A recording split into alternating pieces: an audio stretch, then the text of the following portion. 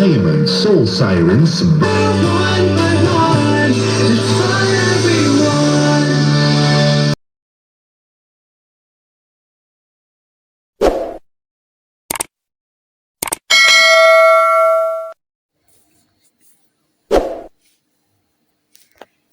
Ayun, kumusta mga boss?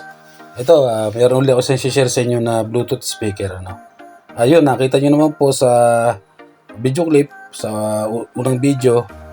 Yun, yung mga, yan pong mga, yung mode niya, yung mga buton, yung buton hindi gumagana mga boss.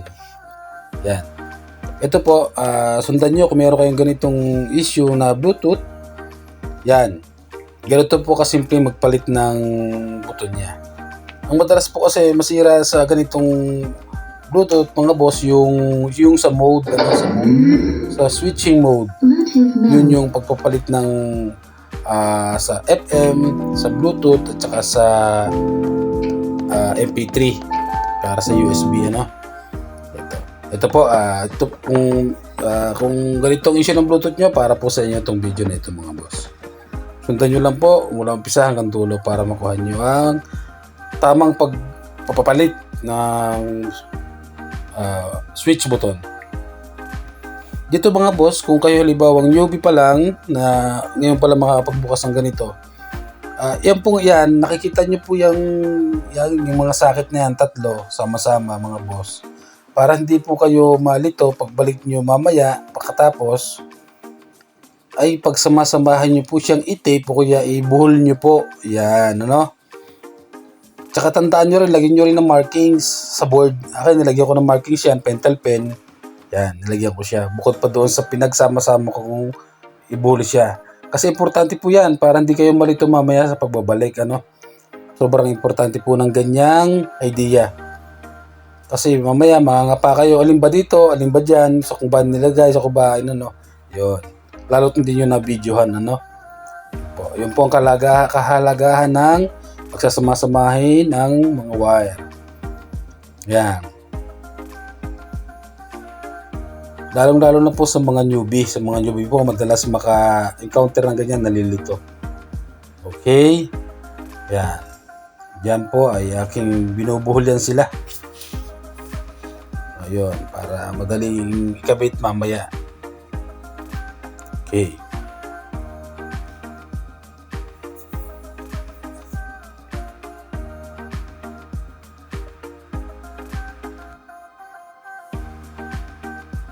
Ito ang complaint dito ng may-ari sa Bluetooth speaker nito.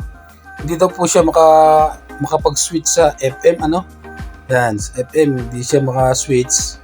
Kaya ito po ang pagpapalit ng switch button sa madaling paraan. Okay? Yun.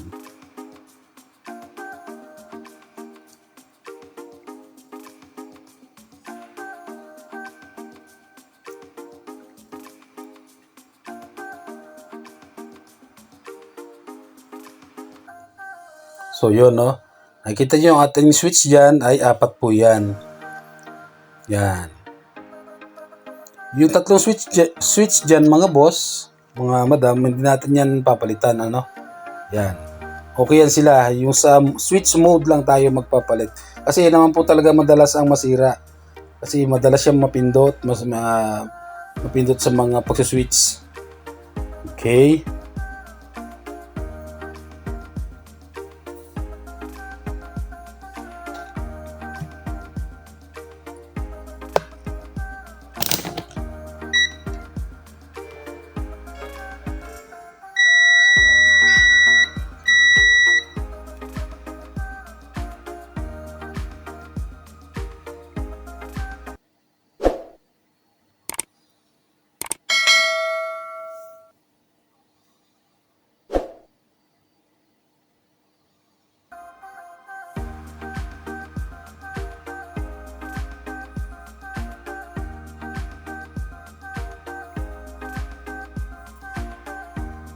So yan. Yan lang pong switches na yan ang ating papalitan. Yan pong tatlo, okay po yan. Tulad po na nabanggit ko kanina, Yan. Okay po yan. Ito lang pong mode, yan pong mode na yan.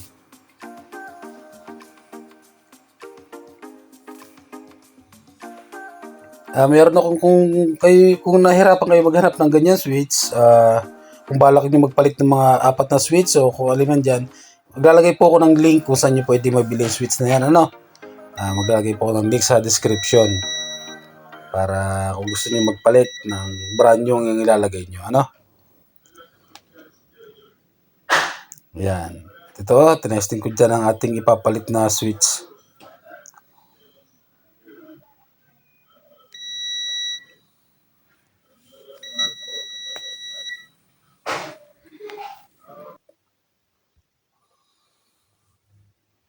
Yun, at okay naman ang ating switch dyan, no? Okay, nagbabuzzer naman siya pagka pinipindot. Puntahan nyo na lang po sa description ang link kung bibili kayo ng ganyang switch. SMD switch po ang tawag sa mga ganyan.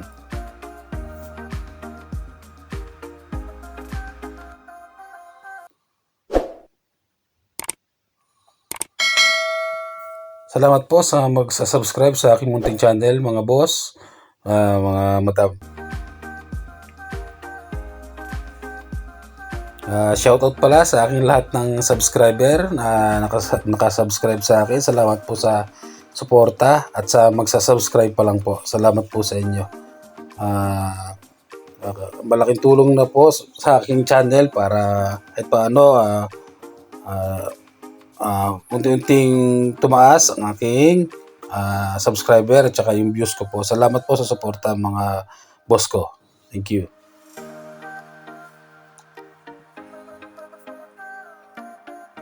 Yan, ito mga boss kung paano pagtatanggal ng madali. Yan, pay attention, pamasdan po mabuti kung anong ginawa ko dyan. Yan, lalagyan nyo po muna siya ng sordelin, yung LED, lagyan nyo muna siya ng LED, ano? Ang pinakapaan niya. Yan pong paan na niya yan, sa ground po yan. Yan. Nalagyan ko siya dyan, tapos sa likod. Yan po yung likod, yan po yung mismong connection niya na nasa board, yan, na connection niya. Yan, lagyan niyo po siya dyan, tapos doon sa ground. Pagsamahin niyo po yung hanggang sa magdikit sila, pagsamahin niyo siya ng lagyan ng LED, ano? Yan. Yan. Pagmasdan niyo po dyan, kinapalan ko yan, halos pinagdikit ko po yung likod at saka yung itong gilid. Bakit po ginanong ko? Bakit po kinapalan? Bakit ko pinagdikit? Yan po para pag angat ko ng pin, yan, madali na po siyang maaangat. Sabay po, sabay. Hindi po matutuklap sa board, ano? Yan. Madali lang po yan. Ganyan lang ang proseso niyan.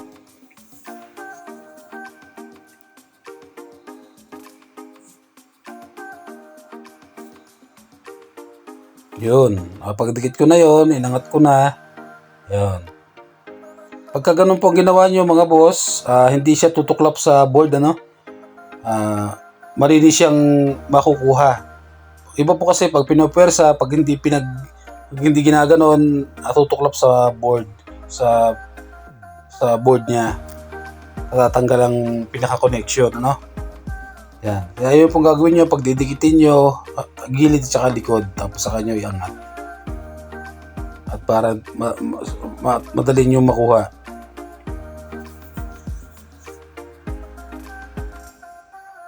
Yun, ito na. Kabit na natin yung good na tinesting natin kaninang switch, ano?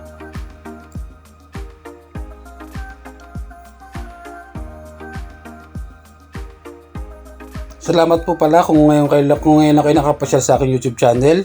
Salamat po sa panonood mga boss, mga madam, ano.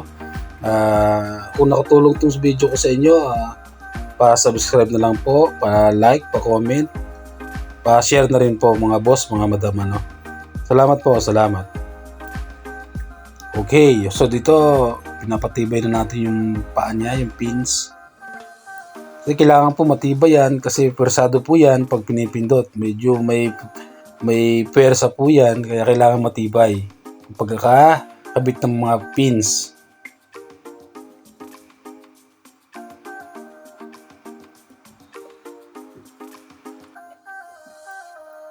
Yan, dino-double check ko po dyan na talagang matibay na ang pagkakahinang ko dyan. Kasi kailangan po talaga matibay para hindi agad siya matanggal. Maganda po ang kapit sa board, ano?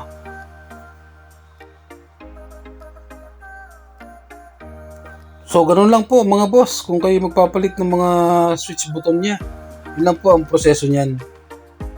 Hindi na kailangan ng hot air kasi pag hot air po yan, pwede naman pong hot air kaso baka mahirapan kayo kasi baka tumalasik ang ibang parts.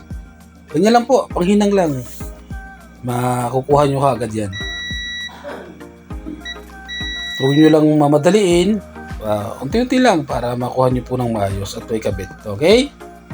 Yun.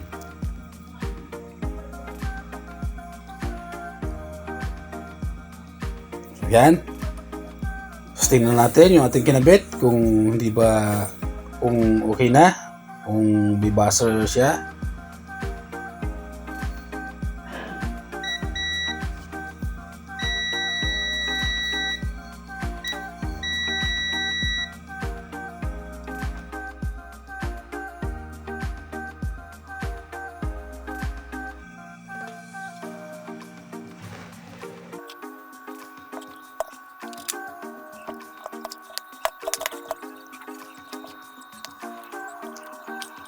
So yun.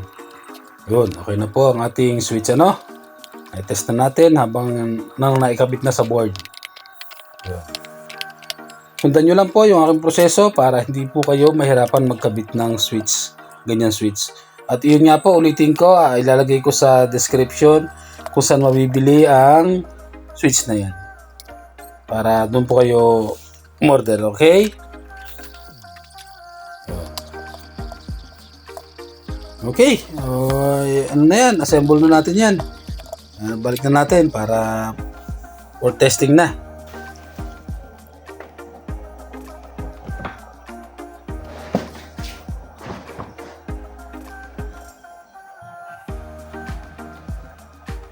Madalas po talaga yan, yung sa mga button na yan, yan pong mode, switch mode niya, yung pagpapalit ng sa mode, sa FM, sa Bluetooth at MP3. Yan po talaga ang madalas. So ito na po mga boss, ano? Ito po yung sinasabi ko sa inyo kanina na para hindi kayo malito lalo't sa newbie na una pa lang nagkalas. Yan po yung mga wire, yan, oh. Kasi kung isipin niyo po, 'di ba, kung halimbawa ibabalik niyo na, malilito kayo kung paano niyo siya ibabalik, kung alin ang kung saan part siya ilalagay, ano? Yan. Kaya importante po, malagyan nyo ng markings, pentel pen, sa may sakit sa board, at saka pagsama-sama nyo siya.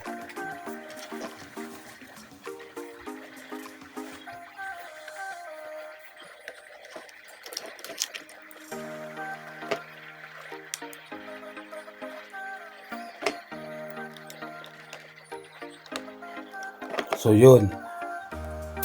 Yun po, yung sa mga newbie, yan po, lalagyan nyo ng marking sa, nakita nyo naman po yung akin, meron siyang marking sa board.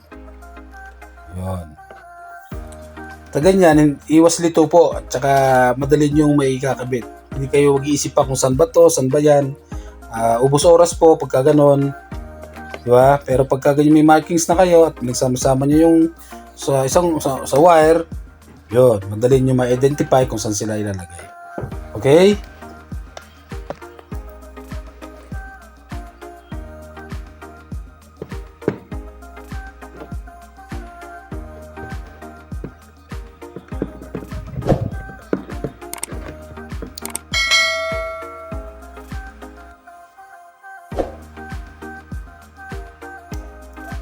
Okay. Kabit natin ng wire. Ito po, Bluetooth mode. i-actual testing na natin ng Bluetooth.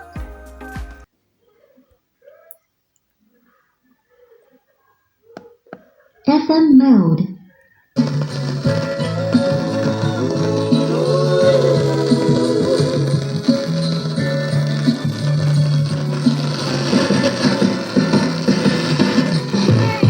Ito po ang resulta, mga boss. Yun. Ito po. Diamond Soul Sirens.